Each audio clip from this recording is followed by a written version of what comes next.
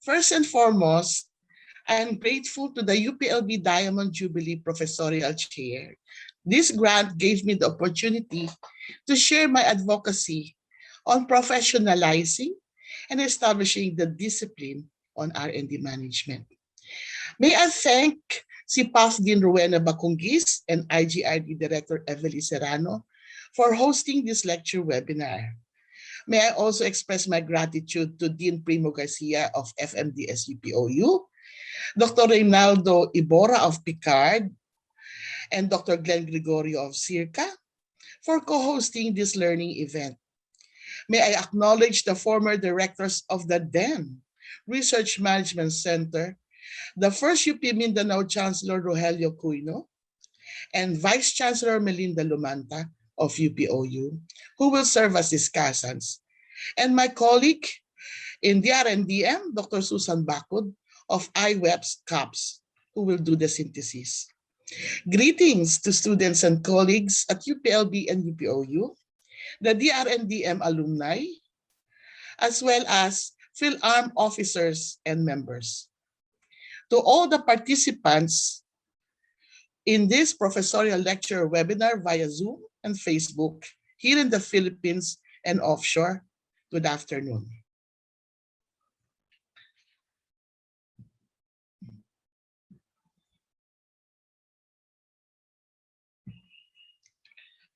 The original title of the lecture, as I submitted the proposal, is The Niche of R&D Management in S&T Ecosystem. But I thought of changing the niche to niching to show the dynamism and responsiveness of R&D management in the changing and challenging times. It was my basic degree in human ecology which influenced my perspective of R&D management and S&T. The concept of niche and ecological system or ecosystem originated from the biological sciences. The niche subsumes all of the interactions between a species and the biotic and abiotic environment, according to Pelechova and Storch, while an ecosystem is where a complex of living organisms interrelates in their biotic or abiotic environment in a spatial or geographic area, from Chapin et al. According to UNESCO, the components of science and technology are research and development, science and technology education and training, and science and technology services. Hence, all agencies, public or private, or NGOs, whose functions include any one of these components are part of the S&T ecosystem. What is R&D? R&D, we have the universal definition of R&D based on UNESCO's, is any systematic and creative work undertaken in order to increase the stock of knowledge and use this knowledge to devise new applications. Human activity, it is also human activity and part of human institutions directed toward the advancements of science, the know-why, and technology, the know-how, to enlighten the nature, existence, and relationship of human beings with the environment. So basically, even the definition of science and technology, research and development, it has the flavor of ecosystem. Now, there is an evolving concept of using just research alone and research and development combined. This concept of R&D evolved from the three basic types of research: the basic, applied, and experimental development. But R&D is not only for product development. Over the years, usage becomes R&D to encompass the various stages from conceptualization, the proposal, the ideation of what to do, what to investigate, what to inquire on the phenomena, the relationship, the discovery, until its utilization of research results and technology. And even after utilization, the effect or effects, the positive, negative externalities, the impact. Now, there is a conception of what we call the R-D clear flow model, which is the continuum of R&D, which does not stop on product development, as I've said, but considers the national and global development perspective. The R&D clear flow model was conceptualized at the Research Management Center way back in the 1990s, wherein we conceive R&D like a body of water, like a river with upstream, midstream, and downstream flow. Contemporary times, you would say upstream research, downstream research, and low-level midstream research. Even before the popularity of these terms, we are already using it at the Research Management Center. In the downstream, R&D uses the low-level imitative technologies, good for community-based local level situations. Mainstream includes applied and adaptive researchers, while in the upstream, high-level innovative technologies are generated. Linking all the streams, upstream, midstream, downstream, is the cohort of extension, technology transfer, and commercialization channels and mechanisms. In the HEIs, particularly in UPLB, we often use extension or public service. In DOST and DA, in DOST, they use technology transfer and commercialization. In DA agencies, they use RDE, research, development, and extension. Whatever is the term, there is a cohort of bringing the technology, the research results from the source and to the client, the stakeholders, those who are directly or indirectly needing these research results and technologies. This is where management comes in to plan, organize, implement the R&D activities, projects, and programs, as well as evaluate their outputs, outcomes, and impact. Research bridges the social science field with the biological, physical sciences. We call it hard sciences. So it is using both the art and the science of management. Where is the niche of R&D management in the S&T ecosystem? It cuts across national, regional, and global levels, which interaction is porous. Blending the social sciences with the biological and physical science through the various components of science and technology, as previously mentioned, R&D, science and technology services, science and technology education and training. If you look at any country, their science and technology agencies are so structured using these three components. In the USA, you have R&D centers, you have S&T services like PhilVox, Pag-asa, and you have Science and Technology Information and Science Education Institute, which deals with that education and training. So all over the world, we are universal when it comes to science and technology ecosystem. Now, for the timeline, the concept of niche and ecosystem, I use the timeline approach. Probably in my past life, I'm a chronicler, like a Pigafetta. We have 500 years in the Philippines. And particularly, I documented from autoethnography, very difficult to get hold of annual reports from the 70s to the present due to the pandemic. So I relied on autoethnographic, scourging all the available materials that I have online and in print. So particularly two portions, the emergence and the interaction of R&D organization in the S&T ecosystem.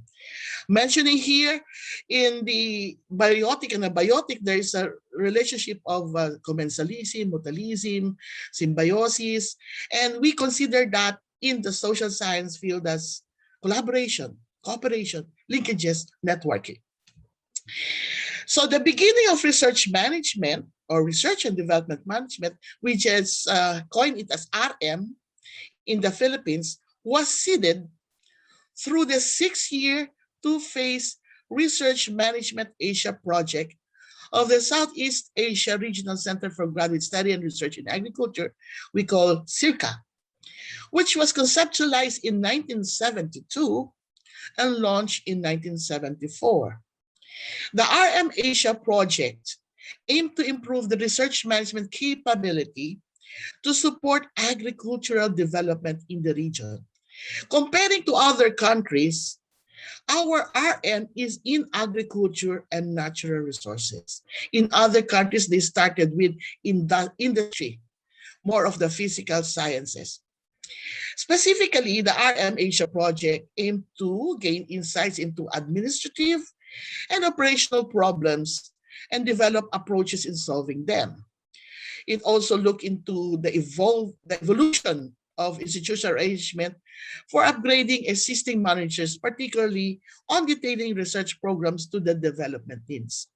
I remembered the late director of CIRCA, hearing him in one of the seminars when I was still undergraduate student.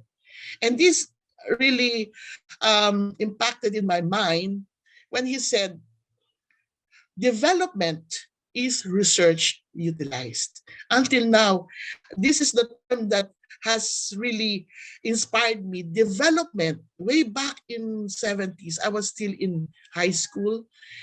And then in college, I heard him say, development is research utilized. In the project, it also developed approach, RM Asia project of CIRCA, it also developed approaches for the training of a pool of competent manpower. I'm sorry, they are not gender-oriented before. Now we call competent personnel or human resources, but before it's called manpower. How about woman power? From which to draw qualified personnel for setting up research facilities, laboratories, nurseries, greenhouses, executing research projects, and training local researchers. It also aimed to provide a communication system that ensured continuing interaction among researchers and research administrators in the region, Asian region, not just Southeast Asia region. Among the outputs of the project were a series of training courses on RM and the multi-volume case studies on the experiences in RM from 8 Asian countries. The startup phase paved way to the institutional arrangement among countries in Asia following the global trend informing consultative group for agriculture research agencies. The IRI, ISNAR, ICRISAT, CIMIT, IPC, the Potato Center, and all the rest are part of the consultative group. So there is a trend during that time of building network among the agencies or parastatals in putting their expertise resources in doing research and development. But in the 70s, there is no distinct definition of research management yet. It evolved only when RMC started, no? And the focus was on researchers turned managers. There's a unilateral way of promoting researchers then. And after graduation from MS and PhD, the person will be promoted up as a manager, not a researcher. But now we have policies of granting scientists rank, scientist award to those who are good in research.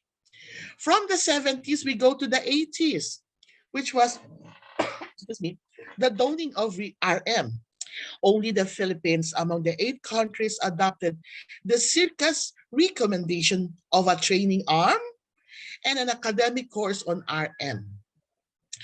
Pioneering RM in Asia, the University of the Philippines, Los Baños, the Philippine Council for Agriculture and Natural Resources Research, is still PCARR before, as well as CIRCA, conceptualized a center solely dedicated to human resource development, research and knowledge generation, and the dissemination of RM.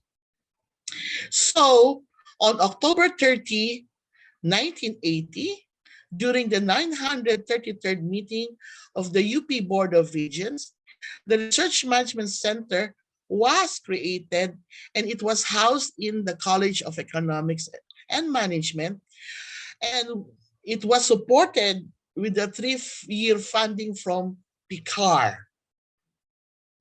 now Picard. During the same year, a graduate course, ABM 240, ABM is Agribusiness Management, Research Management, was instituted, and later on, there was some sort of restructuring. It became Management 265, MGT, and then DM210. The present coding now is DM210, Development Management 210. And from SEM, it is now being offered at the College of Public Affairs and Development, where I am affiliated. Emerging during this period is the characterization of its RM as a bridge in the dichotomy between science and management.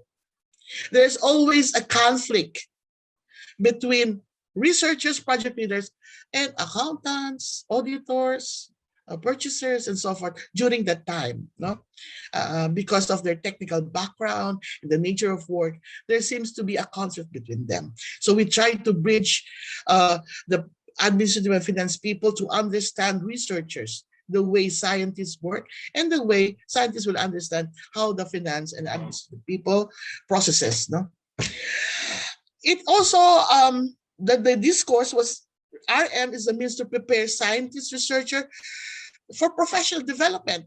It will be his or her choice if he goes to the scientist path or go in a research management path or a policymaker. So we have this as a vision as well as a bridge and as a means. The discourse was the differentiation between management against administration.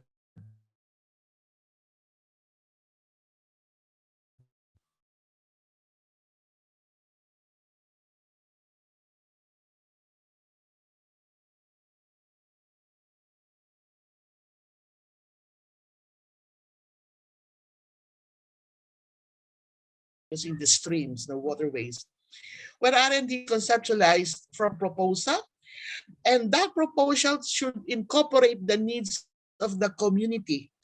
During the RMC days, we have farmer-based technology, farmer to research, meaning the technology came from farmers. There's a farmer back to farmer.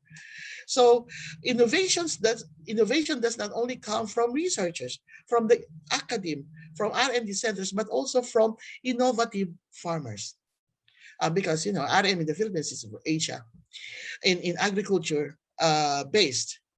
Then we started looking at monitoring and evaluation of research activities, wherein there is already scarcity, the grants are already terminating. So we look at how these research activities are being managed, our funds are utilized, okay? To ensure that, and also not only funds are utilized, but to ensure that research results and technologies would get disseminated, not just for journal publication or just for promotion or library, but also for dissemination to those who are mostly needed it. And the effect and impact of research results and technology utilization were also assessed. So we have several studies conducted on the RD clear flow of mango flower induction technology, the Batal cocoa in Davao, the oral rehydration solution from policy to implementation, and so forth. We have a video documentation also of the medicinal plants, no? And how the traditional herbs and barks and all these medicinal plants were researched, no, by collaboratively by UP Manila and UP Los Baños and different UP units with Department of Health and DOST PCHRD on the toxicology, mutagenicity, and so forth, and to make this more of a scientific-based medicinal plant or food supplement. In the 1990s, we go from 70s to 80s. Now in the 1990s, research management evolved as R&D management. So it's the blooming stage of RM. Besides the usual research results, technology dissemination and utilization, we are studying the R on RM.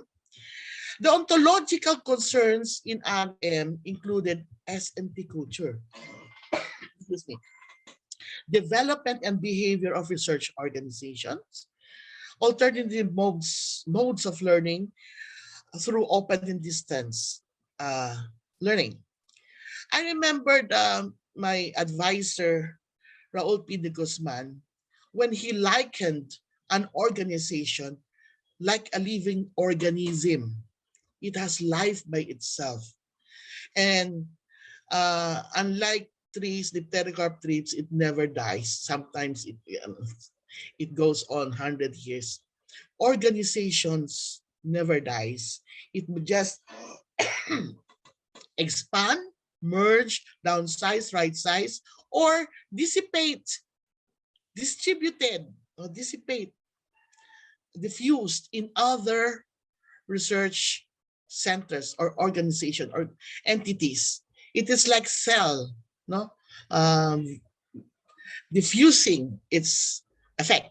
RM widened its range and coverage from topics, leadership, supervisory skills, coordination, conflict management among researchers, and so forth, to countries of reach, forging more local and international linkages in the field of research management. So RMC was very popular then among Asian countries. We conduct in-country training on this subject matter. With DOST funding, training and book publication on research management, and S&T culture and organizational behavior of research organizations in the Philippines were produced. So there are several organizations to mention are IPB, Biotech, Philippine Tobacco Research and Development Center, and many more. Another IDRC-funded RM project in collaboration with CIRCA, RMC developed 29 RM learning packages, individualized packages, wherein individualized learning. There is no UPOU then, but through the leadership of Dr. Cuino, we had this like a Reader's Digest. No, you can take it anywhere you go. The pocket-sized modules. We call it source monograph. There are teaching transparency if you are in the HEIs, if you are in the learning event profession. Videotape recordings of management cases, both in print and video case, simulation games, no, and interactive exercises. So it's the ready to go. So we can multiply, no? Not only the core RM will be able to disseminate RM, no, but also those who have been participants of RM. So there we call it RMEC, a series of research management enhancement courses were conducted for local international participants here and other countries. Before the end of 1990s, RNDM has penetrated, or RM, has penetrated the Philippine national agricultural system, which is envisioned to catalyze economic growth and sustainable development. After 2 decades, RM had its grounding in the Philippine National Agriculture System. They call it NARS. And training, research, and publication had collaboration with international organizations besides CIRCA, IRI, IDRC. We had now the World Bank Institute, ISNAR, and other countries like Switzerland, this ETH, Federal Institute of Technology, and the Switzerland Development Service. Swiss Development Service.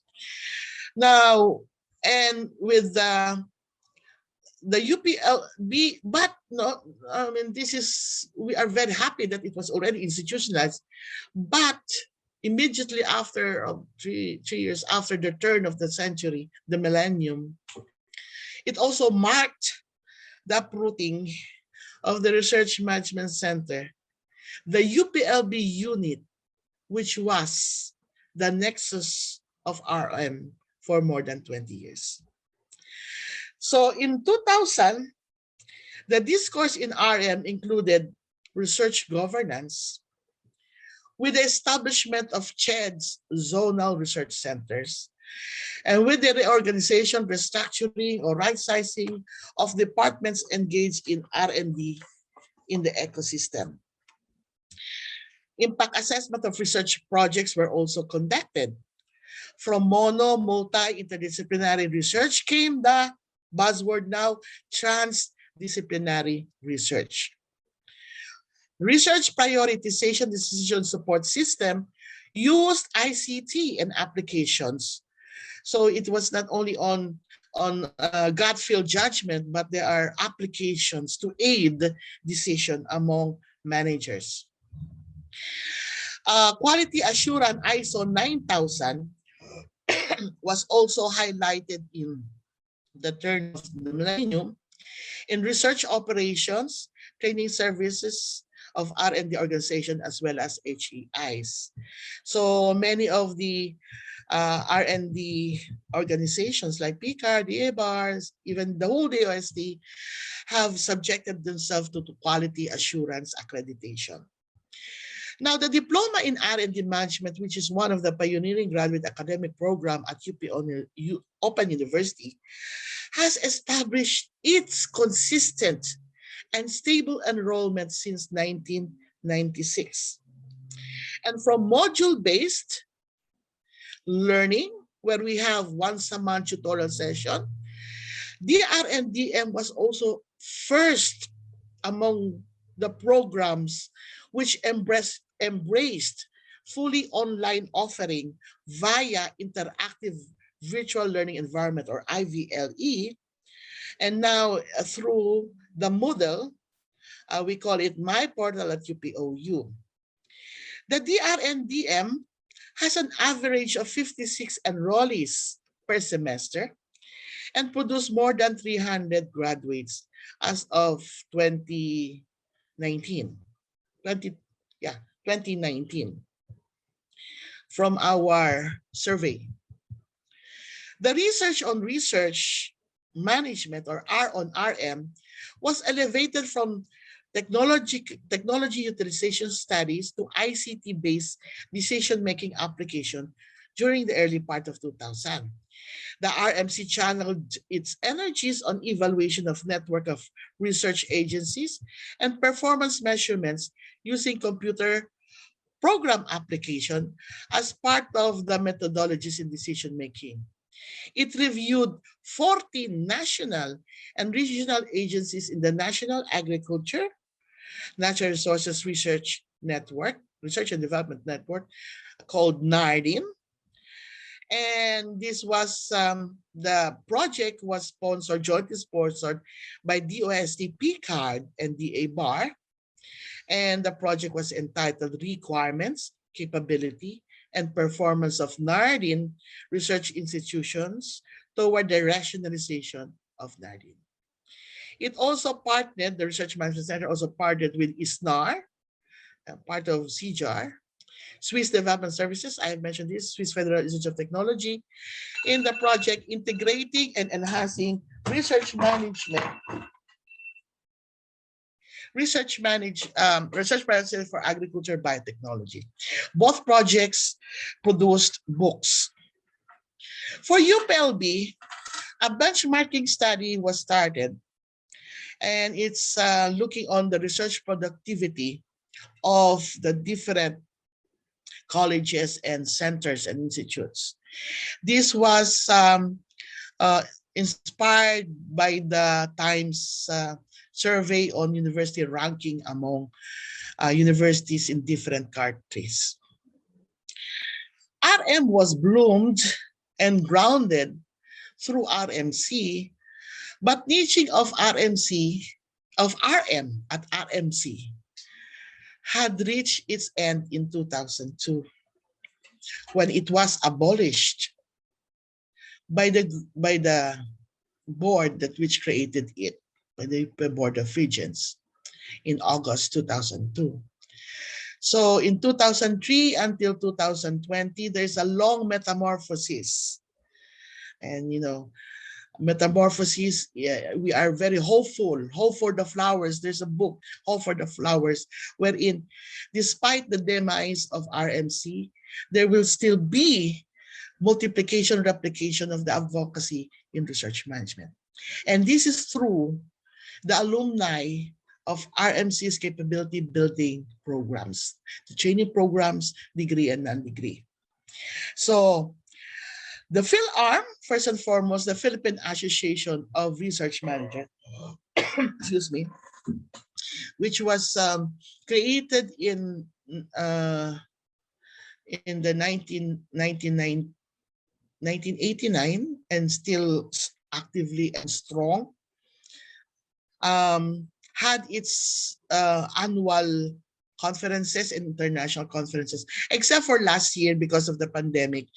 They had missed 1 year for this, but they go around different R&D agencies in region to conduct RM training, because a requirement to become a member of PhilArm is you must be a research manager yourself, a supervisor, a project leader, and there must be a 40-hour training on RM. So that is our end.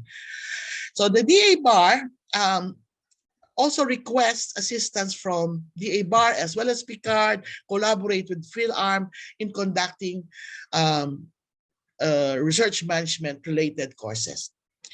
I have not placed on the slide, it slipped my mind that even UPLB had its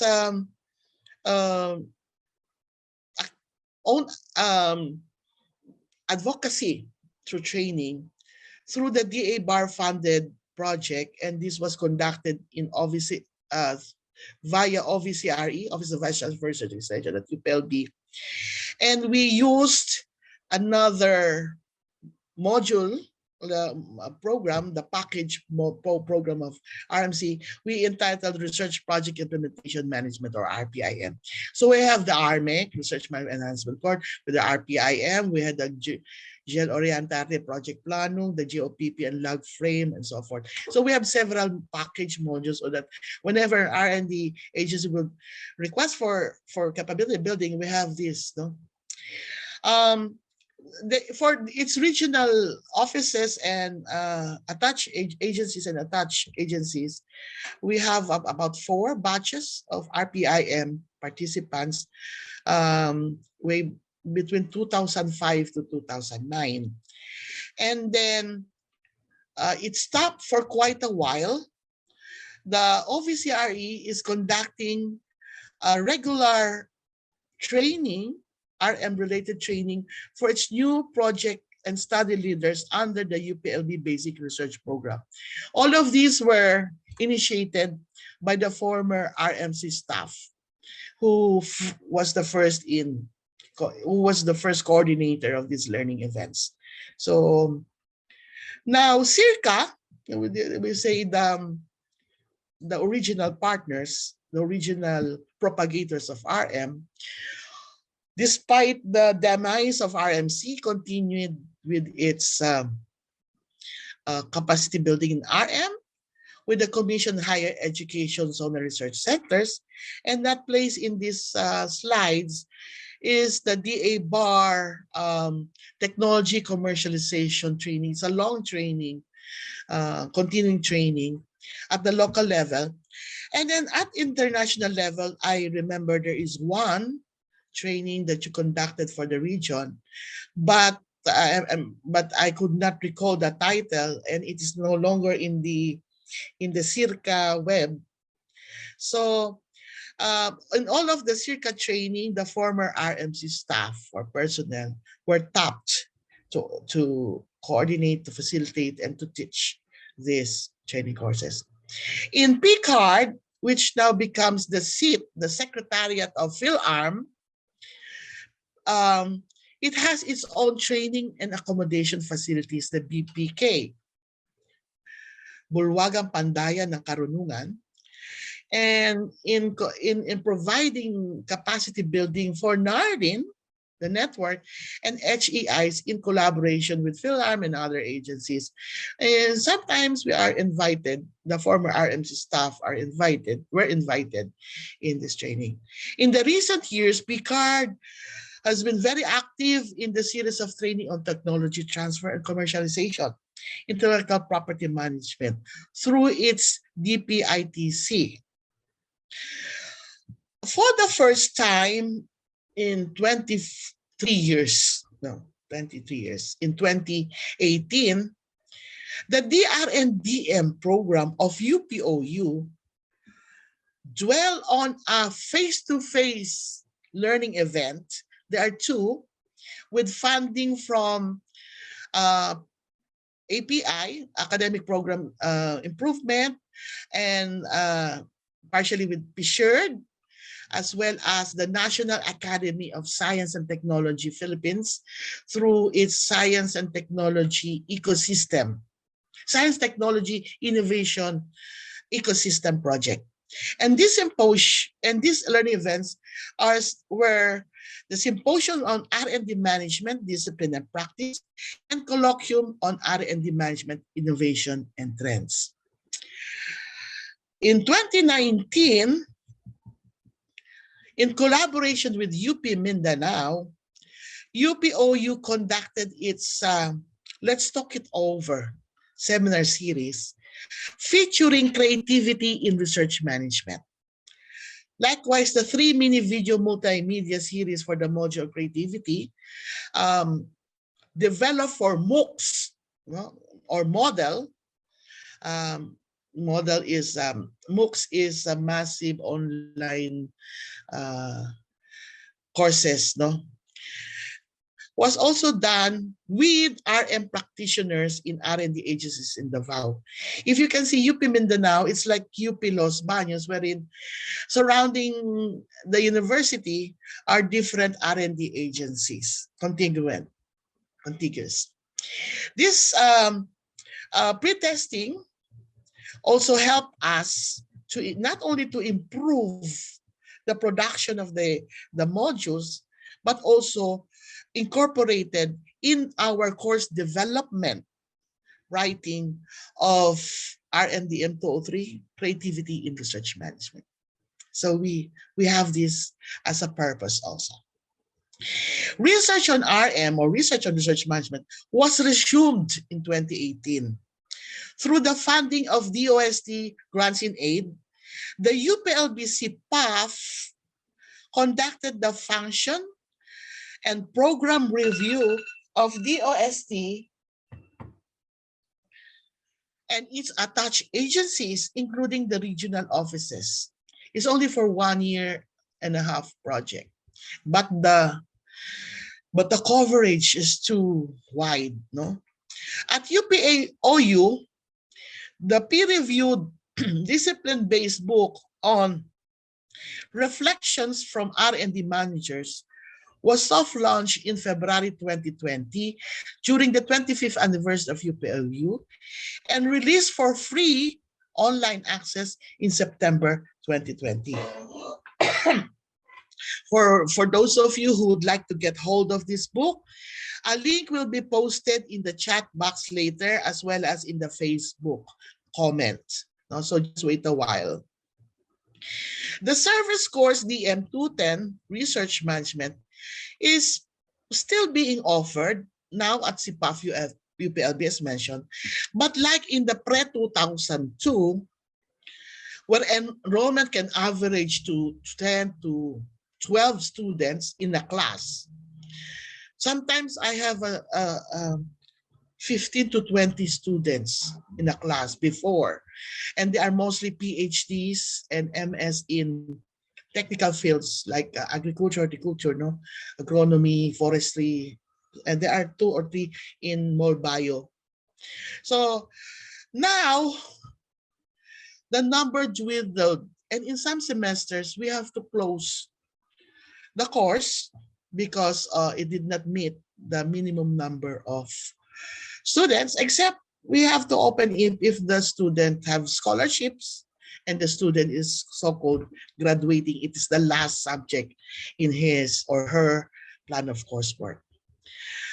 Um, by the way, the diploma in R&D management has two modes.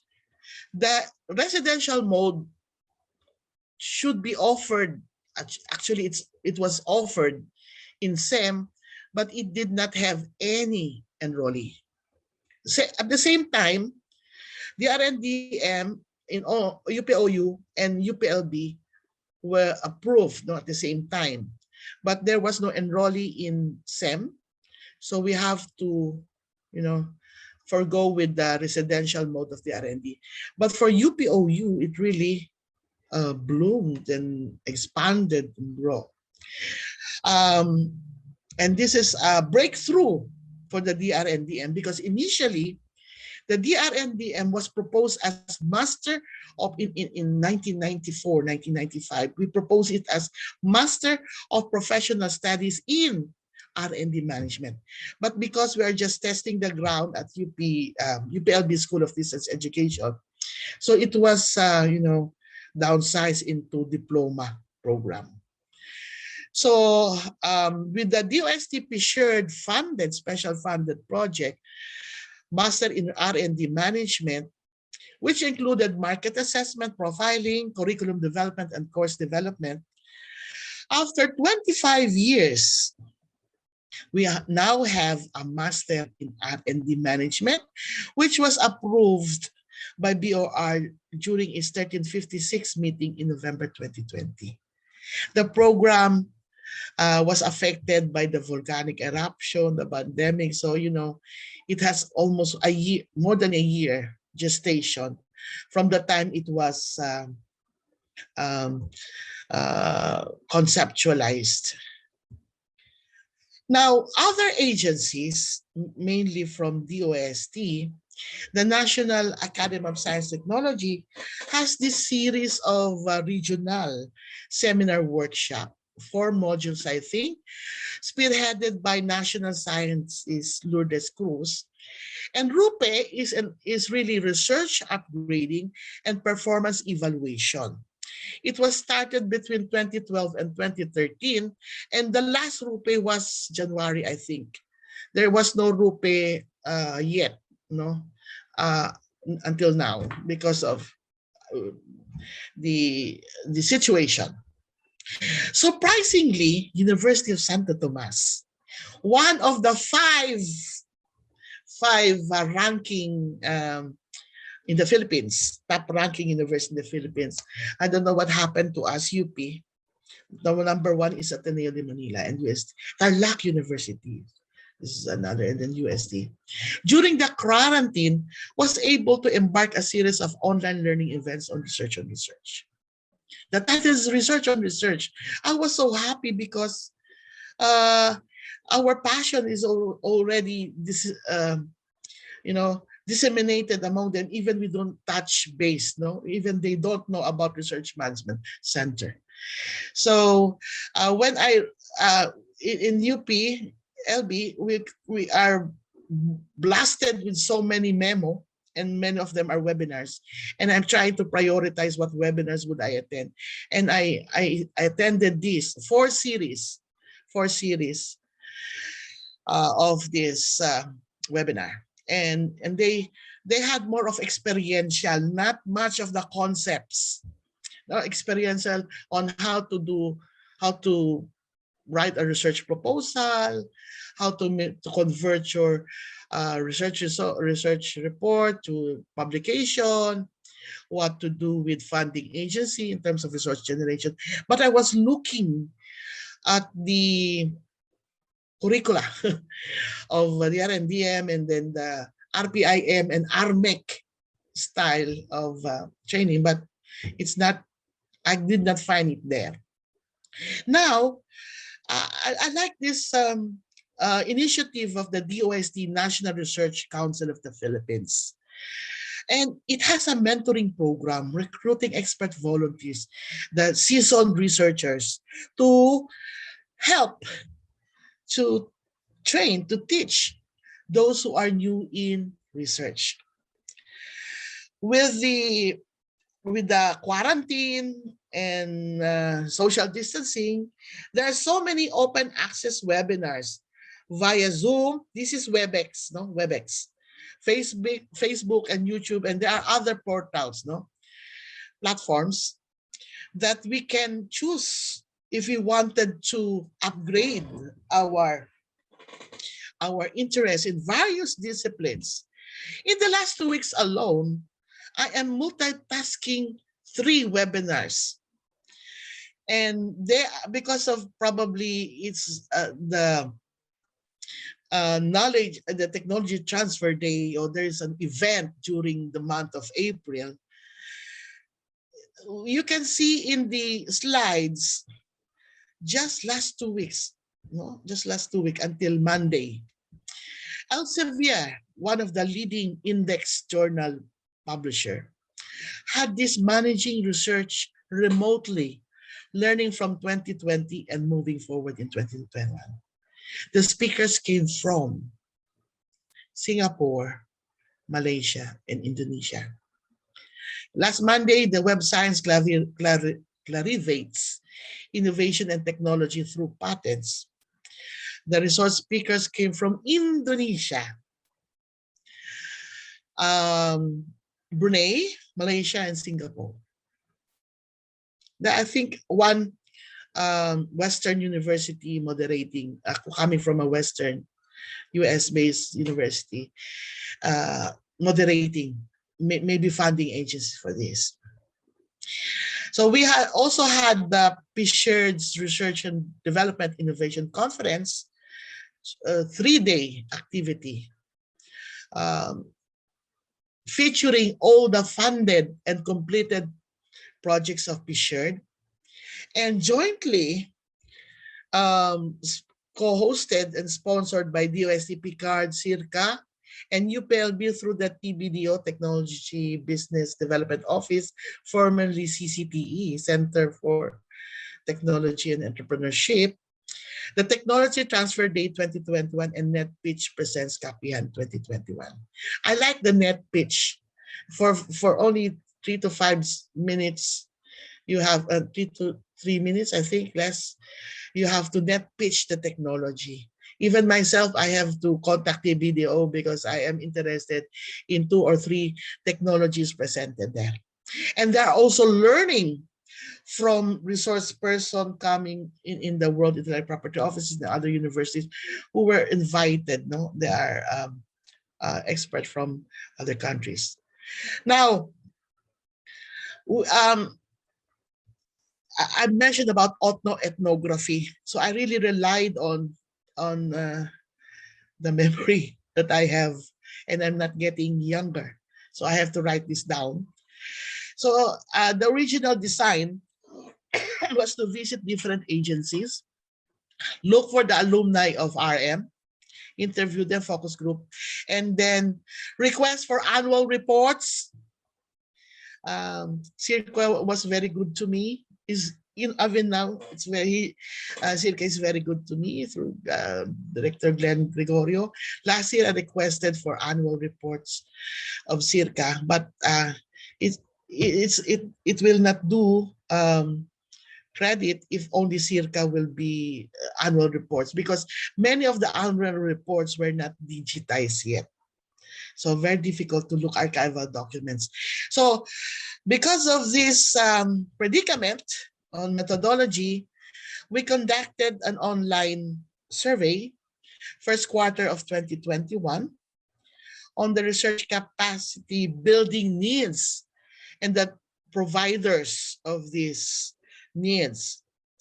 So there were 37 agencies we invited to participate, and respondents were 72. Actually, 1 agency, 1 respondent. There are other respondents who are not really among the 37 agencies. So it also, what are the results that we found out? So PICARD, CIRCA are also respondents, okay? The 37 institutions were requested to fill out the last 3 years of what training that they conducted or attended, which are RM related. Uh, Probably because it's really toxic schedule, only 4 sent back their matrix, the table. And these are Phil Rice, NRCP, DOST MRDC, and DOST Picard. So what are the training they conducted or attended in the last 3 years? They were on scientific writing, publishing for a peer-reviewed journal, leadership, basic research ethics, risk management of R&D implementation, outcome-based monitoring and evaluation, and project implementation. So the respondents for the 72 um, who answered our questionnaire, mostly they come, 1/4 came from DOST, followed by SUCs, colleges and universities, and then private R&D agencies and UP constituents. Some were students.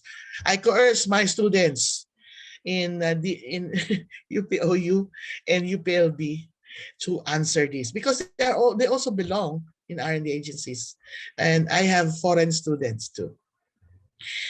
So less than half of them attended research and development management related training, and they got this from UPLB and UPOU, as well as in the Master of Technology Management at UP Diliman, at TMC.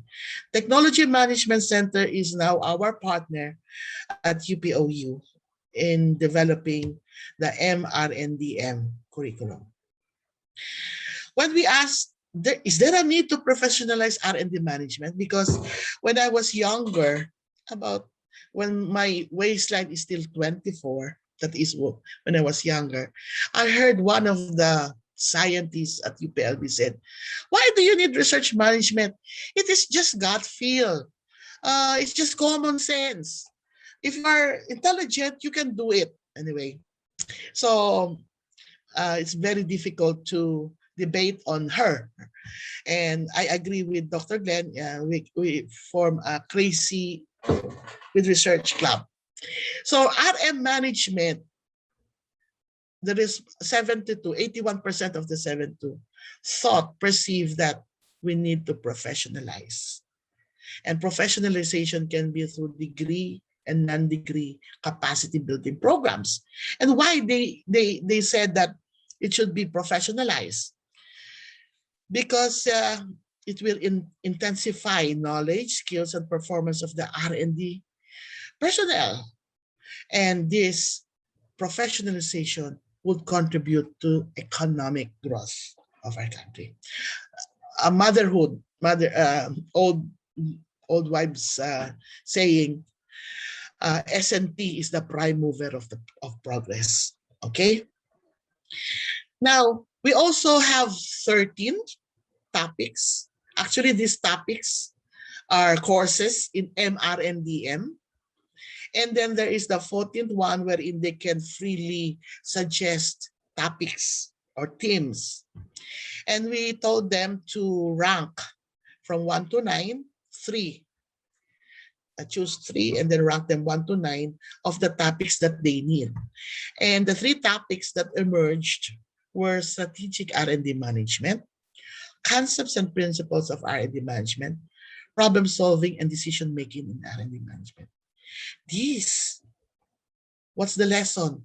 Pertains that we need the concept, the basic concept in R&D management. There are a lot of practices, but these practices, we said, have to be reified. The reality have to be reified into a model, principles. So we need to go back to the basic, the R on RM. Okay? Now, where will the niche, we went to the timeline. Now we are in the 2020s. Where will be the niche of R&D management in the S&T ecosystem beyond 2020s? 4 challenges for us. in this field. One is the situation, the S&T ecosystem. It is also changing. Not only that it focuses on the functions, the components prescribed by UNESCO, R&D, S&T, services, science and technology, education, but it already expanded, no? And not only those components, but also others. And among them, I could only identify three to put them together, is the fourth industrial revolution. We have heard this since 2016 or so during the SDGs. Emphasis on intellectual property management. We have to rethink on publisher perils. It's no longer the cry, publisher perils. It's now publish or patent. Okay, you choose between immediate reward or in a prolonged reward. Okay. Maximizing the information communication technology, ICT, for business operation, particularly in the public services, the finance and administrative operation, the procurement, how we can make it efficient. Now, open distance e-learning and alternative learning system from K to 12 and for the college and the graduate studies. There are emerging technologies, no? Googling for technologies, no, I really am overwhelmed. No, I can spend the whole night and morning just to look at the advancement that I didn't know. So when this is really a fact that when you get older, there are so many much more that you wanted to know, but little time and little material time, physical time. So it can be in a proteomics, gene editing, nanotechnology, robotics, big data system, algorithms, space technology, among the emerging technologies. And we are very conscious of the global competitiveness ranking among countries. So are we 56, 67, 76? Who's the first, who's the second, who's the third in the global competitiveness ranking? By the way, recently, for the first 3 years, for the last 3 years, Singapore is the first, surpassing Switzerland and USA.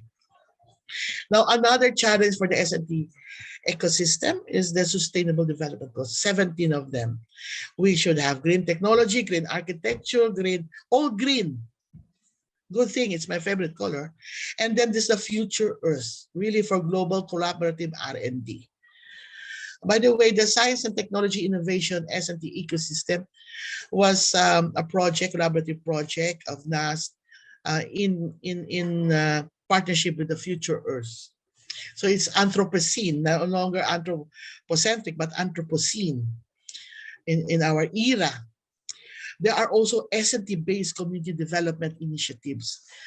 I'm trying to look into ways that we can have this indigenous knowledge, the IK, because many said IK is not science, no, but how about having them protected, the community indigenous knowledge? How can we protect them? Because patent, no, done by a research and development organization, we can have the patent, utility model, industrial design, trade secret.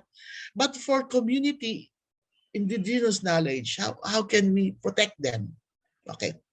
Now, biodiversity, the key protected areas. No? So there's a challenge, no, in the West Philippines Sea, biodiversity. Pandemic situation, everybody is already affected here. There's a plus and minus, there are negative, positive externalities. We are in the open system of R&D. We are open to our research results. Doesn't have to be clinical trial here in the Philippines. When it is successful in other parts of the country, we accept, no, the S&T and the regulatory agencies here would accept the findings. So there's a medical research and experimentation for humanitarian purposes. We have to advocate S&T-based information. We don't believe everything that we read especially in the social network services. So we read journals, we need reputable sources of information because we are also blasted with fake news. Okay, everyone is experiencing this. The internet connectivity, we have to expand ICT infrastructure for learning and for R&D activities. Remote. How would you supervise when you don't see your personnel working from home? Anyway, researchers need not be supervised. They are best monitored during 3 points of the research life, from the proposal stage to the middle of the project, and then to the before the end of the project. So, self-initiating and resourceful researchers. Now, knowledge management. Not because I once headed knowledge management office, but in CPAF, but also knowledge management is the key. It cuts across technology, information, data, and you can see that in the ranking of universities, the number of journal publication, not research activities, and patents application, intellectual property, were counted, not activities, but already an output. So bibliometrics, the H index. Before, when we started with RMC, we don't have the H index. That's why most of our publications are popular, semi-technical and popular publications. R&D management in the 70s, taking stock of the initiative of CIRCA. So it's almost 5 decades now. Since its implantation in the Philippines has expanded its niche to open the SMT ecosystem. From agriculture, natural resources, forestry, based R&D to the advancement in ICT and emerging technologies, including construction, medical field, with the goal of achieving sustainable development amidst the global race in economic growth and industrial revolution. Before, actually, this is my last slide. May I please go back to the last slide? It is a concentric circle expanding. It doesn't mean that PCARD, UPLB are not doing anything about RM, but it is expanding its touch base, its ecosystem, interaction, the symbiosis is expanding. So we have this open system for research. Before the open forum, open system for research, now we have the open forum next in line. Please allow me to acknowledge the assistance of the Knowledge Management Office of CPAF, particularly Rueth Cabral, Ruth Rasco, Sandy Tan, Chi Britannico, and Stoics Pasqua in organizing this webinar. Special thanks to my research assistant, Ruth Velus, from the DRND program, FMDS UPOU, and to my UPLB graduate advisee, Laru Balesfin, for assisting me in the research and online survey. Likewise, I am grateful to Prof. Ephraim Quinones. Without ado, he readily accepted the invitation to be the MC moderator of this professorial lecture. So despite challenging situation, as a teaching, learning, research, knowledge community, we will continue to pursue knowledge co-creation and build up. Okay, harmonizing the theory and practices of the multiple disciplines in different perspectives. We hope that through this webinar, we can further foster symbiotic collaborative efforts to advocate the efficient and effective management of R&D activities to the achievement of the Sustainable Development Goals. To all of you who patiently listened to the presentation and until now still tune in to the online platform, maraming salamat po. Thank you very much.